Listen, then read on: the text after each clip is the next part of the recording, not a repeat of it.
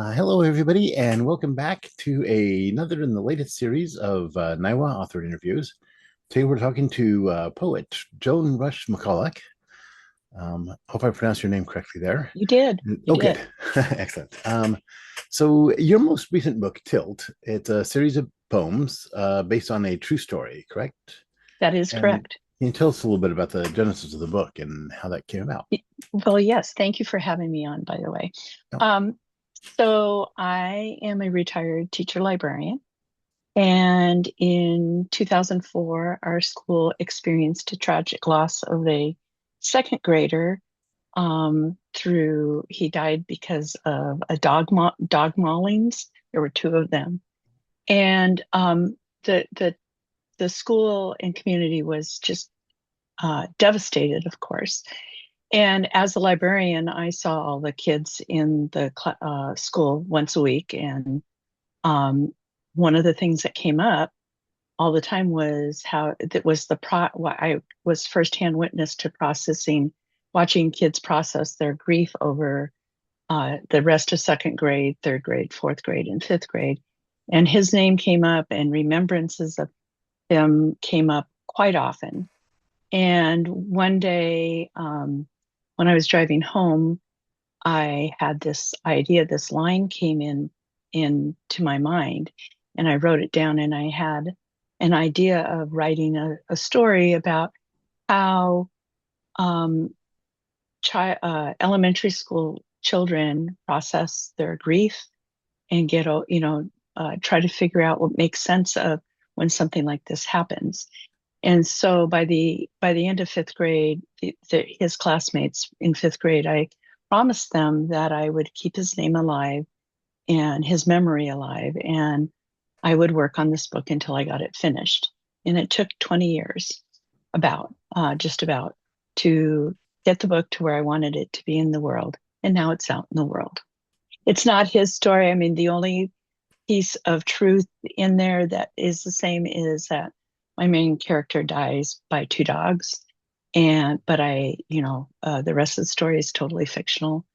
And but I feel like there's some of his spirit, the real Jackson's spirit, um, in the story. So I think he would be pleased. The real so, the real Jackson. hmm. so the characters in the book are fictional, but they're based Yeah, on, or right, at least right. inspired by, the actual Right. The people who the went through characters this. are totally fictional. You might say that I'm hoping that some of my former students who have read the book can see a little bit of them, or see a little bit of what school was like at our school, in there, because it's a composite.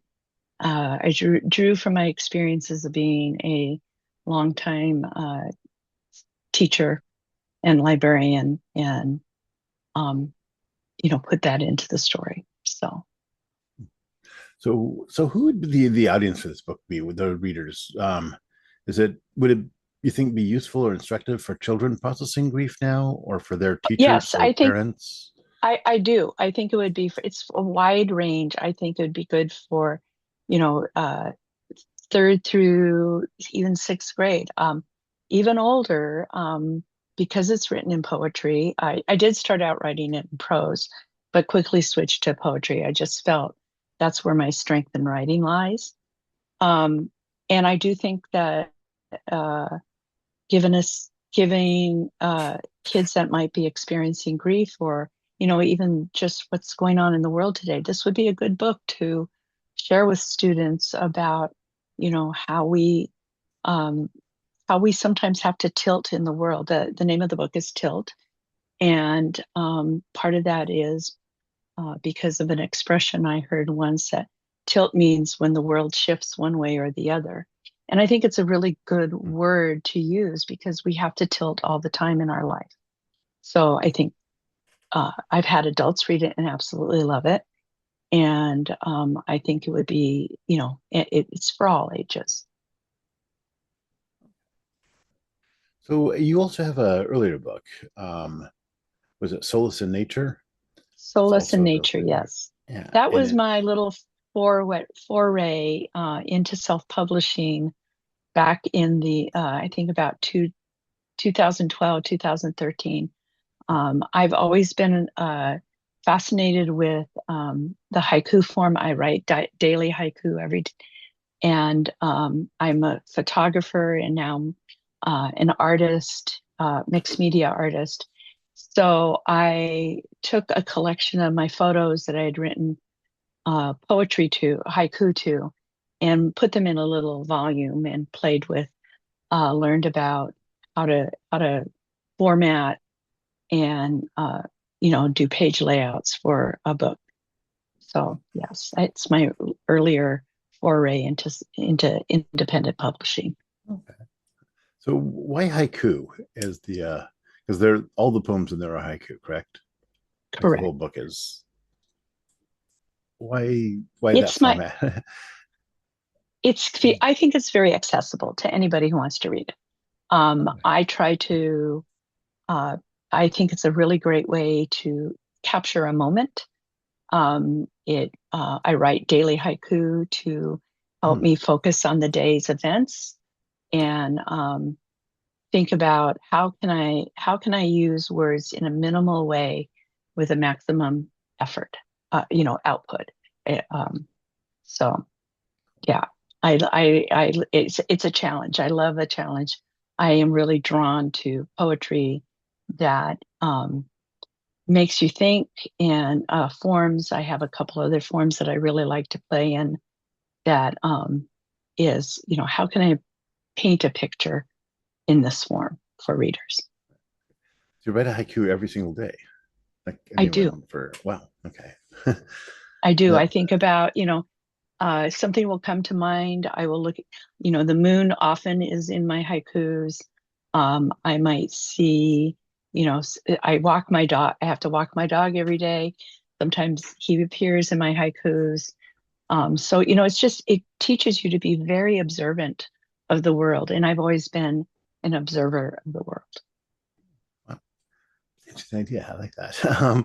Let's see what uh, do you have any plans on compiling some of those or into another book Right. at any Yes. point? Thank you.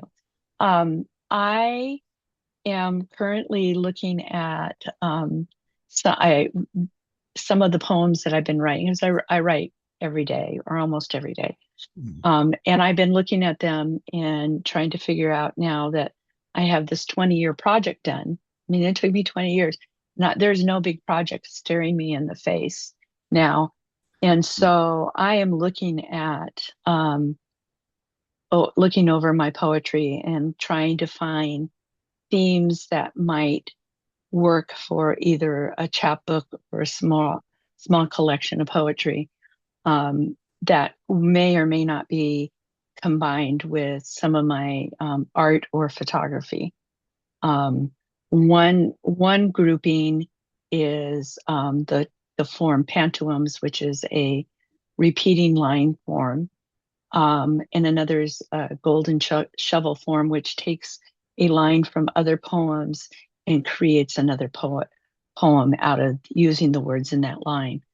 I'm also looking at creating, I love pairing poetry with my art, pairing poetry with my photography. So it's just later this summer I'm going to be working on that.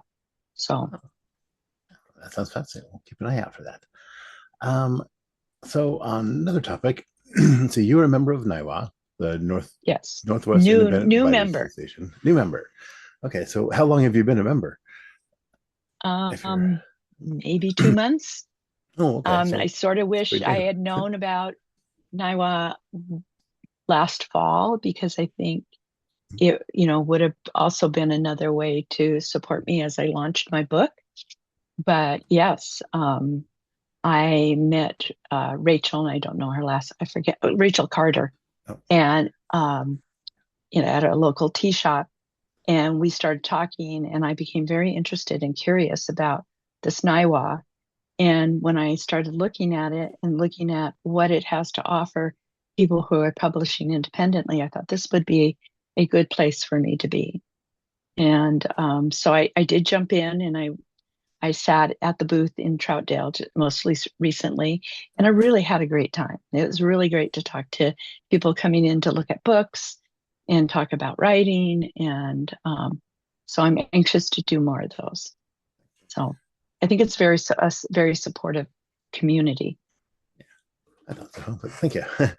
Yeah, any other upcoming events that you're scheduled for? And do you ever Yeah, do I'm public readings of your poems?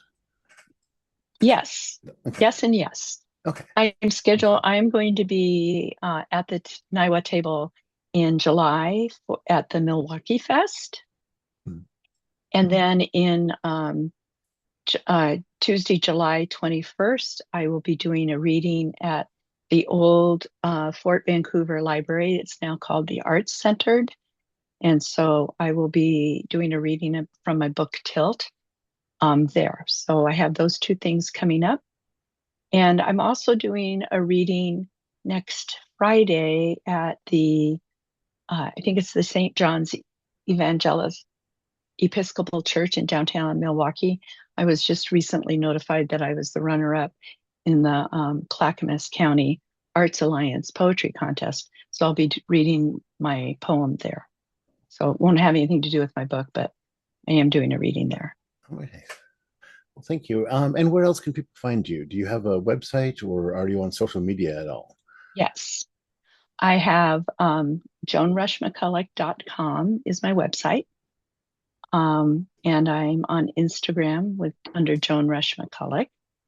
And I also my book can be found my both of my books can be found on Amazon. Thank you much. And before you go, is there anything else you'd like to add? No, Okay. just thank you for the opportunity to be interviewed. I appreciate that. Well, thank you.